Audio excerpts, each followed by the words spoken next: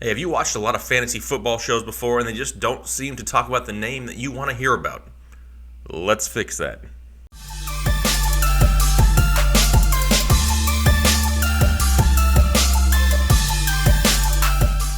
Hey, what's going on, everybody? Jake, Fantasy Headliners. Hopefully everybody's doing well out there. Today we're going to try something a little different. I don't know if I've seen any other channels do this, so I'm going to do it. If you guys tuned into the live show earlier in the week, you could tell I was kind of like feeling the flow. I was getting into it. You know, I was kind of like in that movie Old School where like Will Ferrell just blacked out and answered the question. Same type of thing happened to me. Fantasy football. I liked it. You guys seem to like it. Got a positive response. So in today's episode, I'm going to go through the top 50 consensus players, and I'm going to rapid fire through them, give you my quick take on each of them. Now, if you need more backstory, you need more, meat on the bone, hit me up down in the comment section. I'll be able to give it to you. But for right now, I want to quickly touch on the top 50 players just to give you guys an idea of where my head's at with it. So before I start with this list, make sure you guys go over and check out RotoBaller. That channel is growing like crazy. Live shows are coming. We're starting to do live shows every week there also. And before I move on to this list, I'm also going to be doing a live show on here Saturday afternoon. Make sure you're ready to go. Get your lineup questions, get your draft questions if you haven't drafted yet, whatever it is, Saturday afternoon, probably somewhere right around 3 p.m. We'll be doing another live show on this channel. So make sure you're tuned in, ready to go, looking forward to it. But for now, let me get a drink of water. Let's get into this top 50 list. All right, I'm going to start from the top. I just have Fantasy Pros pulled up here on my screen. I have the consensus top 50. I'm just going to rapid fire scroll through them. I'm not, like I said, going to give a whole lot of meat on the bone. This is just my quick take. If you don't hear a whole lot of these names on other channels, you're going to hear a little bit about them here. And then if you got more questions, hit me up down in the comment section. So let's get started. Here we go. Number 1, Todd Gurley. I think he's a safe bet at running back. I like the offense, obviously, in Los Angeles there. I do think he could lose some touches to John Kelly if they're up big late in games. That's something to think about. Le'Veon Bell. Personally, I'm passing on him over the other big-name running backs and Antonio Brown. I'm not taking Le'Veon Bell till number 5 in the draft, and it still kind of worries me with the whole contract situation. Not going to lie, I don't want to deal with that headache if I don't have to. David Johnson in Arizona. Now, David Johnson is somebody who doesn't have the greatest offensive line, but yet everybody's talking about who's ranked number 4's offensive line. David Johnson's going to get a lot of production in an offense that doesn't have a whole lot of targets. He's going to get the volume. He may be somewhat inconsistent at times, but he's still a surefire top 3 pick in my opinion.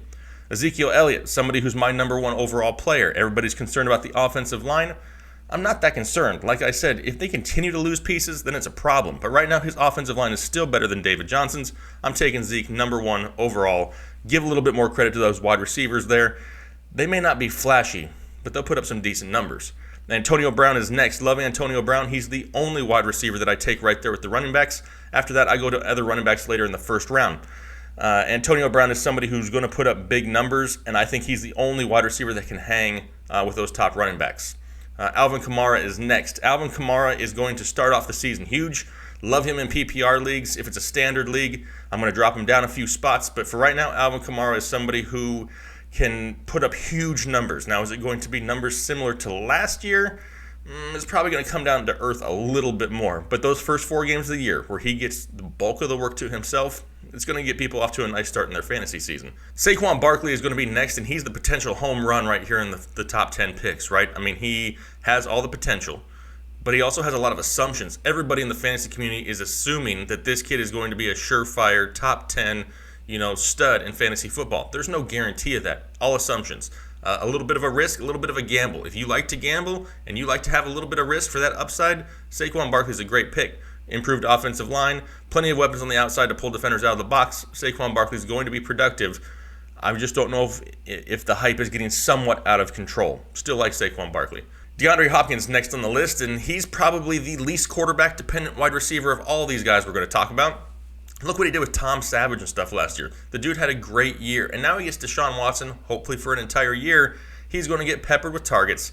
He's going to run a bajillion and 12 routes a game, and he's going to have all the opportunity to duplicate the numbers that he put up last year. Love DeAndre Hopkins. I don't need to sell him on you guys. Great talent. Hey, next guy on the list is going to prove that I'm not using my own personal rankings because next guy coming up is Kareem Hunt. A lot of people are upset with my nickname for Kareem Hunt. Listen, I don't hate Kareem Hunt. I don't like taking him in the first round of drafts. I don't want him to be my running back 1.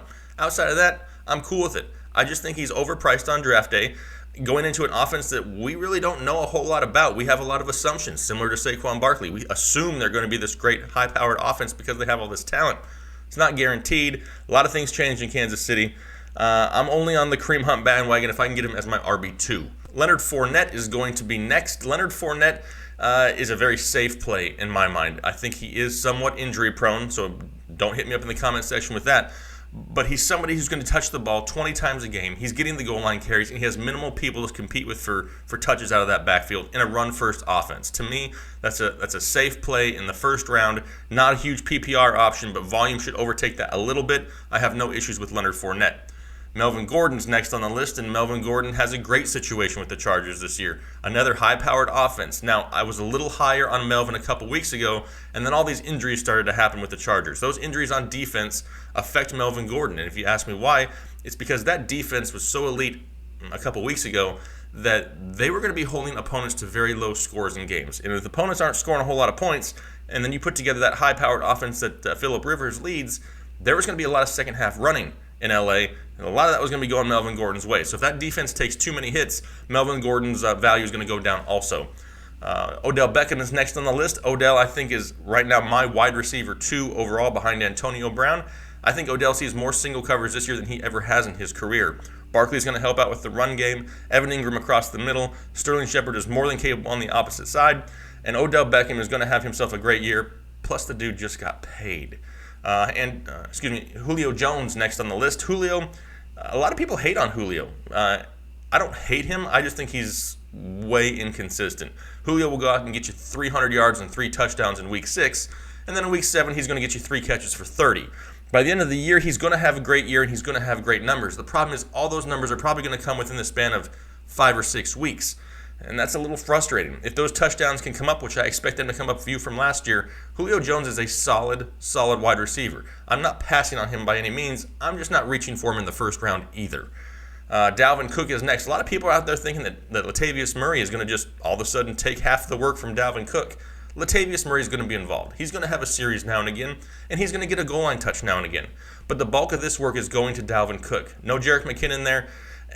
And Dalvin Cook is going to be somebody who they may bring along slowly, but he's still somebody that you can get, right there in the second round, early second round, and he's going to get close to 20 touches a game. There's not very many running backs in football that are going to see that 20 touch mark. That's why he's got to be ranked so high and where he's at. Christian McCaffrey, somebody who's been flying up the draft boards. Everybody sees this preseason that's going on and assumes this kid's going to go out and get 20, 25 touches a game. And from what they're doing in the preseason, it looks like it. But I'm not buying it for 16 games. C.J. Anderson is a more than capable running back, one of the top-rated run blockers in all of football from the running back position, and they need to protect Cam Newton. C.J. Anderson's role will increase in Carolina. Don't think he's going to go out and get 3 carries a week all year long. It's not going to happen. And the guy will play in the game. Christian McCaffrey's value will take a slight hit. Now, I do think he is a second-round running back, but I don't know if he's close to first round where he's trending right now. Christian McCaffrey is somebody whose value could also take somewhat of a hit just because of the offensive weapons that are back there in the passing game. Curtis Samuel is healthy. Greg Olsen is healthy.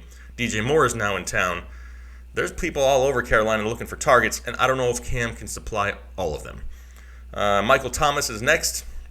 Michael Thomas is somebody else who I think is a really safe bet. You can get him right there in the second round probably, or maybe you already have him. But he's somebody that you can rely on week to week. He's Drew Brees' favorite target. He's a red zone target. And even if offenses know that they're going to him, they can't stop him. I mean, that's why he made his Twitter handle Can't Guard Mike. I mean, you can't guard the guy. He's an athletic freak. He's going to go out there, see close to double-digit targets every week. Very safe floor for Michael Thomas. I have no issues with Michael Thomas. Keenan Allen is next. Keenan Allen is a PPR stud, right? But he can also support himself in standard, not quite as much. But Keenan Allen is going to be the top target in Phillip Rivers' offense, like usual. Mike Williams is making his way up the ranks there, but he's not going to take a whole lot away from Keenan Allen. Keenan Allen was never a huge red zone threat anyway, but he's somebody that can go out there on any given week, catch you 10 balls for 100 yards, maybe a touchdown, and be super solid. I have no issues with Keenan Allen. Devontae Adams is next. Devontae Adams is now the number 1 in Green Bay, which has a lot of value in itself. Now, they do need other people to take the attention away from Adams, and they have a lot of young rookie wide receivers, and they brought in Jimmy Graham. Listen, it's Aaron Rodgers, though. If anybody was going to produce in an offense with limited, pass-catching weapons, it's going to be an Aaron Rodgers-led offense. Davante Adams has huge touchdown upside. Not quite the PPR machine. He should be somewhere right in the area of 80 catches, but he could definitely get double-digit touchdowns for you. Devontae Freeman is next. Devontae Freeman's someone who, used to be in the first round almost. And then Tevin Coleman kind of started to take away more and more work. And Tevin Coleman's in a contract year. It's the second year of the offense in Atlanta. I don't want to say Devontae has become injury prone, but he's a violent runner. He's a hard runner, and those are the type of people that could get injured more often from that position. Not going to say that he's going to get injured or he's an injury risk. Devontae Freeman is still a very capable running back. He's currently running back 12, and that's the perfect spot for him. He catches a few passes. He's also going to get you close to that 15 to 18 touches a game. If they're leading, even more. I don't have a whole lot of issues with Devontae Freeman. I prefer him to be my number 2, though. A.J. Green. A.J. Green is one of the best receivers in football. Obviously, it's Marvin Lewis and that offense that limit him. It makes him inconsistent. I do see that slightly turning around this year. Andy Dalton now has John Ross on the opposite side, and John Ross can help stretch the field a little bit. But outside of that, and Joe Mixon, there's not a whole lot in Cincinnati. A.J. Green's going to see a lot of targets again, and if Joe Mixon can be productive in that run game, that's going to open up the field for A.J. Green, and he could have himself another 1,400-yard season, somewhere right around the 8-touchdown mark. Like A.J. Green, preferably as my number 2. Unless you went heavy wide receiver there at the beginning, you can get A.J. Green as your number 1 there, then I'm fine with it. Rob Gronkowski. I like Rob Gronkowski, obviously. He'll be the favorite target of Tom Brady for at least 4 weeks until Edelman gets back. But Rob Gronkowski can't go a whole season without getting hurt hardly. The guy is just crazy. He's crazy off the field. He's crazy on the field. And Gronk is somebody that I'm willing to risk it on, but not until like the 3rd round. If I have Gronk already, I just want to make sure that I have some insurance on my bench. Somebody that I stashed late. Maybe like an Austin Seferian-Jenkins, a David Njoku, a George Kittle, something like that. Other than that, obviously it's Rob Gronkowski, top tight end in football, as long as he can stay on the field. Mike Evans. I don't care for Mike Evans much this year. Mike Evans needs, 150, 175 targets a year to go out and be a wide receiver 1. Chris Godwin's taking a step forward in Tampa Bay. They still have Deshaun Jackson. They have 13 running backs, I think, on the roster. Right now, Peyton Barber being the starter and the newly drafted Ronald Jones. Mike Evans is just going to have to go out there and get an insane amount of volume in order to produce the numbers that we think he can produce as a wide receiver 1. I'd much rather have him as my wide receiver 2, and if I can't, I'm kind of passing on Mike Evans this year. Jordan Howard is next. Jordan Howard started off the preseason being way underrated. Everybody thought Tariq Cohen was going to be the guy. Tariq Cohen is like the size of my 10-year-old son. I mean, he's not going to be the starting running back for the Chicago Bears and touch the ball 20 times a game. Not going to happen. Jordan Howard is the man there. I'm not convinced that Trubisky is able to take over this new role where they think he's going to be this elite quarterback with all these weapons. I haven't seen it yet. Now, he may take a slight step forward, but there's a lot of mouths to feed in Chicago now. And when the weather gets bad, they're going to run the ball more. Jordan Howard's going to have a great year. I totally think Jordan Howard's being slept on, and I have no issues with him being my number 2 running back. Heck, if you did end up going heavy wide receiver and you can get Jordan Howard as your number 1, I don't have a problem with that either. I think Jordan Howard has himself a very solid season this year.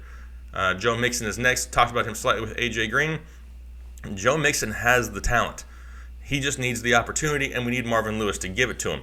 It looks like it's going that way. You've seen him line up in the slot during the preseason, take a few handoffs. The offensive line has improved. Don't read a whole lot into the preseason struggles at times. It's the preseason. Sometimes he's running behind an offensive line that's not at full speed. Whatever it is, I'm not concerned about the preseason. Joe Mixon, as long as he gets the touches, he's going to get the numbers. I like Joe Mixon this year. Tyreek Hill is next on the list, and a lot of people get mad at me for my take on Tyreek Hill. It's not that I don't like Tyreek Hill. I just don't like it where you have to draft him. I'd really like him to be my wide receiver 2 if possible. He's just going to be really big play dependent. I get it. He's one of the fastest people in football. Dude's like a cheetah out there, throwing up peace signs all over the place. And Mahomes can throw it a country mile. And the two of them put together is a recipe for, big play success. But it's not going to happen every week. So what's going to happen on the weeks where that's not happening? Is it going to be more of a Travis Kelce week? Or maybe it's Sammy Watkins getting that deep touchdown that week. Maybe they're running the ball 30 times. You don't know. There's too many question marks in Kansas City. That's why I'm fading a lot of the Kansas City players, just because we don't know. New offense, new quarterback, new pieces, lots of questions. I don't hate Tyreek Hill. I'm just fading him away from that wide receiver 10 that he's currently at. LaShawn McCoy is next. LaShawn McCoy is somebody I'm avoiding altogether, really. The whole Buffalo offense is kind of up in the air. Their offensive line is held together by, like, when you get a piece of paper wet and you can, like, just rip it apart? That's like the Buffalo Bills offensive line. Like, it's just not that great. McCoy's going to see a ton of targets, but he's also going to get the bulk of the defensive attention. I'm not on the LeSean McCoy bandwagon. Now, he is falling in some drafts, and if you haven't drafted yet, I've seen some people get LeSean McCoy as their flex play. If that's the case, all day long, no issues. I just don't want him to be in my number 1 or number 2. Travis Kelce is next. Kelce's going to fall into the same category as Hunt and Hill. I like him. I do. I think they're, top-notch at their position. Just too many question marks, and I'm not going to assume that the production they see this year under a new offensive coordinator and a new quarterback is going to be similar to what it was last year or the year before. I just can't guarantee that. And being for as high as you have to take these guys, you're kind of paying for that past year's production. Until I see how it goes there with Patrick Mahomes, I'm not ready just to buy into everything Kansas City. Kelsey's going to, like I said, fall into the same category as Tyreek and Hunt. I'm not saying avoid Travis Kelce, but I'm not overpaying and reaching for him either. Jerick McKinnon's next. McKinnon is kind of a question mark, right? Everybody was happy when he went there, and everybody's like, oh, this guy's going to be a top 10, PPR running back. And then he got banged up a little bit there at the beginning of the preseason, and then all of a sudden the bandwagon just, like, dispersed. It's like literally just a wagon now. There's like hardly anybody on it. And I don't quite understand that. They paid this dude an insane amount of money in San Francisco. An insane amount for somebody who's not even ever been a true running back one for a team for an extended period of time. And they're going to give him the ball. He's going to touch the ball a lot. Now, is he going to get 20 runs up the middle? No, he's not going to be running between the tackles 20 times a game. But they're going to get him out in space. He'll line up in the slot at times. A lot of swing passes, screen passes. He will get probably 12 carries a game, 12 to 14 carries a game. And that's going to be more than productive with the pass catching ability he has to have a great season. I have no issues with Jerick McKinnon. I have him in a couple of my leagues already as at least my as my running back number 2. T.Y. Hilton is next. T.Y. is a huge question mark. Ask yourself this question before you take on T.Y. Are you willing to risk the season of T.Y. Hilton on the shoulder of Andrew Luck? If you're not able to say yes to that question, you don't want T.Y. Hilton. Because Andrew Luck is one sack, one pancake sack, one 300-pound dude falling on his shoulder away from being out again, and all of a sudden you get the T.Y. Hilton from last year with Jacoby Brissett, who just becomes wildly inconsistent. Now, if Luck can stay healthy, I have no doubts that T.Y. Hilton is a top 10 wide receiver this year.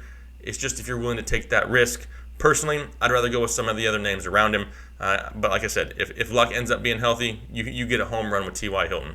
Stephon Diggs is next. Stephon Diggs has all the talent in the world. And I'm going to kind of cover him and Thielen here together because they're almost back-to-back. I just see them being inconsistent from week to week. There's going to be weeks where Thielen has a great week and we don't see a whole lot from Diggs. And then the next week is going to be a whole lot of Diggs and not a whole lot of Thielen. And then they're going to run the ball 30 times with Dalvin Cook. And then Kyle Rudolph's going to get 2 touchdowns. And it's just going to be inconsistent. Kirk Cousins spreads the ball around. He's not going to lock onto one guy. And right now these guys are currently in here as wide receiver 12 and 13. It's a high price to pay. You're paying for that entire offense and off of pass production again. Once again, I'm not willing to risk it because I don't want to pick the wrong one, and you can't get both of them, and you wouldn't want both of them anyway. So in order to avoid that headache on Sundays and avoid that, pharmacy bill to go up there and buy boxes of Advil on Sundays, I'm just going to avoid both of them and let somebody else deal with that headache. Aaron Rodgers comes in here next. Aaron Rodgers is obviously the best quarterback in football. As long as he shows up on Sundays and he's not swimming through his money pile like, Scrooge McDuck in the old cartoon, whatever the name of it was. That's Aaron Rodgers right now. He's just like swimming in his money. So as long as he shows up on Sunday, one of the best quarterbacks in football, I have no issues with Aaron Rodgers. Yes, he has less weapons this year than he's ever had, but it's Aaron Rodgers. I mean, come on, doesn't matter. Doug Baldwin is next. A lot of people are concerned about this press conference that happened a couple days ago with Doug Baldwin saying he was 80 to 85%, and that he's just going to have to deal with it and play through it. Do I read a whole lot into that? Not really. It's the preseason, and I don't believe anything that I hear from players, coaches, whatever it is. They can go out there and say whatever they want to just to stir up the pot. You don't even know. Maybe he's going out there and he's absolutely fine, and he's just telling the media 80, 85% to let the opponents think that he's not 100%. I'm not worried about Doug Baldwin. I still have him ranked as my number 10 wide receiver, and as long as he plays, heck, even if he misses a week or two, the amount of volume he's going to see in garbage time is going to well make up for it. Doug Baldwin, love him this year. Larry Fitzgerald is going to be next, and old man Larry may seem really football old, but he's super consistent. Look what he's done with the quarterbacks that he's had. I mean, he's produced over 100 catches with the likes of Drew Stanton, Blaine Gabbert, and now he gets Sam Bradford, who, if he could stay healthy, is a great quarterback, just can't stay healthy. But they also have Josh Rosen behind him, who I think would absolutely lock on to Larry Fitzgerald as a safety blanket if he were to take over. That's going to equal huge volume once again for Larry Fitzgerald in an offense that doesn't have a whole lot of receiving weapons. Right now, it looks like it's trending towards Christian Kirk being the number 2 option, who's a solid rookie, but Larry Fitzgerald's going to see a ton of targets, a lot of red zone targets in Arizona, and he is a very, very safe wide receiver pick, especially if you went heavy RB in the beginning of your draft. Maybe you went running back in the first and second round, Larry Fitzgerald in the third to fourth round as your wide receiver 1, I have no issues with. Amari Cooper is next. A lot of people know how I feel about Amari Cooper. I'm not on the Amari Cooper bandwagon. I'm not buying into the fact that he's all of a sudden going to be this ridiculous wide receiver with John Gruden. Do I think he has a solid year? Yeah, I think he has 1,000 yards this year and a handful of touchdowns. But I don't think he's going to get to this stratosphere where a lot of these people are putting him in. Solid wide receiver 2 in my mind. But that's about it. I'm not reaching for Amari Cooper. Kenyon Drake, I love Kenyon Drake. I just didn't like it when they brought in Frank Gore and drafted Kalen Ballage. That kind of told me they don't have faith in Kenyon Drake. Words coming out, they want Drake to touch the ball 20 to 25 times a week. Does that sound familiar? Kind of the same thing we heard with McCaffrey. If they wanted him to do that, why'd they go out and get Gore and Ballage? They're going to be involved, and I think Drake owners are just going to have a headache this season to the point of, it's going to be a goal line carry and Frank Gore is going to be in the game randomly. All of a sudden, they're going to come out for a series in the third quarter, and is Drake going to be on the field? Nope, Gore's going to be on the field. Third down, maybe Ballage gets a play. I mean, it's just going to be a headache. The plays that Drake should be getting, I have a feeling that Adam Gase is going to just ruin it and give it to Gore or Ballage, and it's just going to kill the value of Drake on and off throughout the season. Zach Ertz is next. Zach Ertz has flown up draft boards, obviously, after last season with the Philadelphia Eagles. And one thing I do like about Zach Ertz now is with Alshon Jeffrey missing a few weeks, we can't just all of a sudden expect him to come back week 3 and be 100%. So Zach Ertz is going to see an uptick in targets. I have no issues with Zach Ertz. I'm not reaching for Zach Ertz by any means, but he could be a highly productive tight end in an offense that's going to be targeting him. Jarvis Landry, to me, the top wide receiver to own in Cleveland. I still think he sees a ton of targets. Josh Gordon will be that big play threat, and he's going to command a lot of attention from the defense. Jarvis Landry is not going to run a bunch of 10-yard routes with the Browns like he did with the Dolphins. They're going to stretch the field at times. They're going to give Jarvis the opportunity to get the 50-50 ball. He's going to see more red zone looks, and he's the vocal leader, it seems, of that team. Kind of from what you can tell on Hard Knocks, he's kind of taken upon himself to be that leader in the locker room. Sometimes he's a little emotional, but he's a great player, going to have a great opportunity, and he's produced in the past. Love Jarvis Landry. Alex Collins is next. Alex Collins, to me, is a very safe running back 2 at best. He's going to get the opportunity in Baltimore. They didn't go out and sign any free agents. They didn't draft anybody in the draft.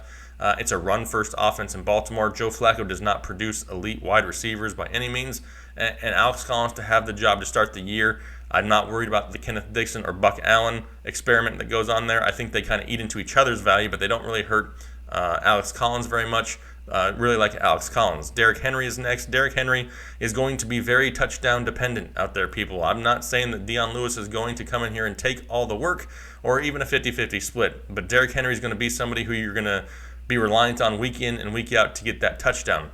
The good news is the offense should be improved in Tennessee, and he should have more of those opportunities as the season goes on. As long as Mariota can take a step forward, Derrick Henry will take a step forward right there with him. I like Derrick Henry. Don't want him as my number 1, but maybe in the number 2 or the flex spot, I don't have an issue with. Demaryius Thomas is next. Demaryius Thomas takes a huge step forward this year. I mean, he put up almost 1,000 yards, and that was with Paxton Lynch and Trevor Siemian and Brock Osweiler. Case Keenum is a huge upgrade. That offense as a whole is upgraded. You got Royce Freeman taking the run game over here hopefully pretty soon. You still have Emmanuel Sanders. Cortland Sutton has looked great. Demaryius Thomas is going to be another one of these guys similar to Odell Beckham. He's going to see a lot of one-on-one coverage this year.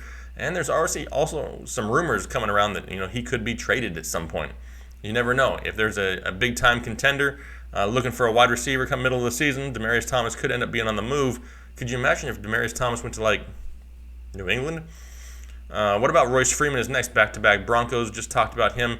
He needs to win this job soon. He deserves to win this job. The only reason Booker is still being named the starter, I think is kind of a formality. I don't think they're not trying to kill his morale before the season even starts. They're giving Royce the opportunity to prove himself, which he's already done. Royce Freeman is a steal right now for the value that he could produce this season. You just got to be careful, because if you have him right now as your running back 2, pay attention to those depth charts. For some reason, if he doesn't start week 1 or week 2, and they're going to slowly bring him along, you need to make sure you have a backup option, because he may not get the volume to be productive. Something just to pay attention to. Juju is next. Juju has a great opportunity in Pittsburgh. Antonio Brown and Le'Veon Bell are going to get the defensive attention. And that's kind of what happened to Juju last year. Is he fed off that, because not a whole lot of people, were paying attention to him to start the season.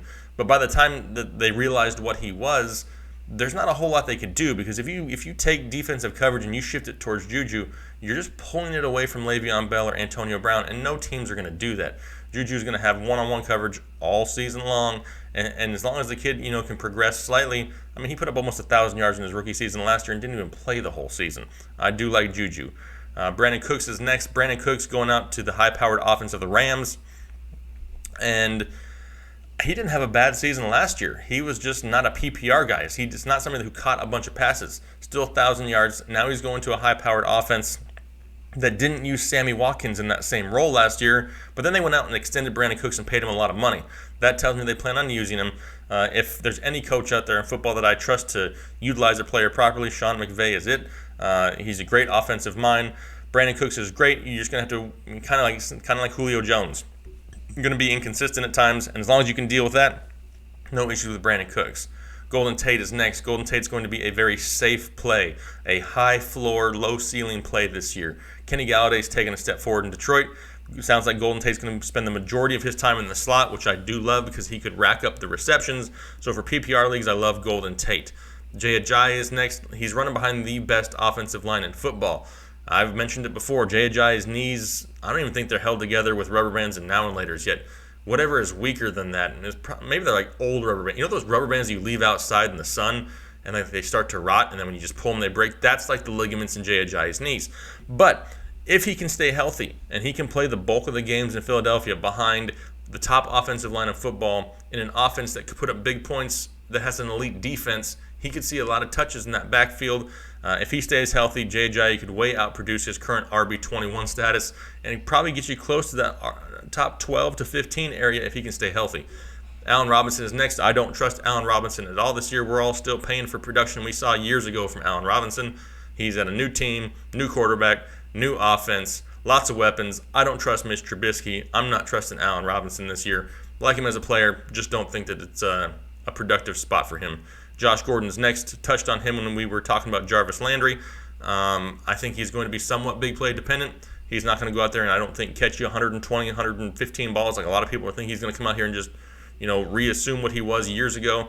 I do think he plays a solid piece of that offense, but there's always that question mark. Is he going to be there the whole season? Still remains to be seen. I'm rooting for him, but I'm not buying him. Lamar Miller, probably one of the most boringest yet safest RB2s in football. He is running behind the worst offensive line in football. Deshaun Watson is back. The passing game is going to be going with Will Fuller and DeAndre Hopkins. I think Miller gets similar numbers to last year. It's not going to be flashy. He's going to average right around 8 to 10 points a game all season long. He's going to frustrate you, but he's going to be consistent. Deshaun Watson comes in at number 50. Now, a lot of people are real quick to say Deshaun Watson is, going to be the greatest of all time starting this season. Listen, he's coming back from an injury. He doesn't have enough weapons on that offense, I think, to put up the numbers for the entire season that people think that he can do. I know he had a crazy stretch there to begin last season. I just can't see that projected for the entire 16 games. If that happens, that means the guy's going to throw close to like 55 touchdowns and almost 5,000 yards. I don't see that out of Deshaun Watson in that offense this year. Still a solid quarterback, but he's being drafted way too early. I rapid fire, went through them. And if you want more information, maybe on guys farther down the list, or if you want, more information as to the guys that I talked about, hit me up down in the comment section. I'd be more than happy to explain further my reasoning. I was trying to get as many names out there in the shortest amount of time to get you guys, what you need. Once again, make sure you guys are coming in here Saturday afternoon looking for the live show. I'll be doing live Q&A, answering your questions. Looking forward to that. Really appreciate your guys' support. Make sure you're checking out the RotoBaller channel. Any questions, drop them below. Make sure you guys are liking, commenting, and subscribing. We're almost to 10K, people. If you get me to 10K, I'll do something funny. I'm gonna show up on my show with a helmet or something on, and I'll do the entire show in a helmet and eye black and whatever. It don't matter. It'll be funny. Whatever it is, really appreciate the support. Channel's still growing. And that's all because of you guys. Look forward to talking to you guys like usual. We'll talk to you later. Thanks.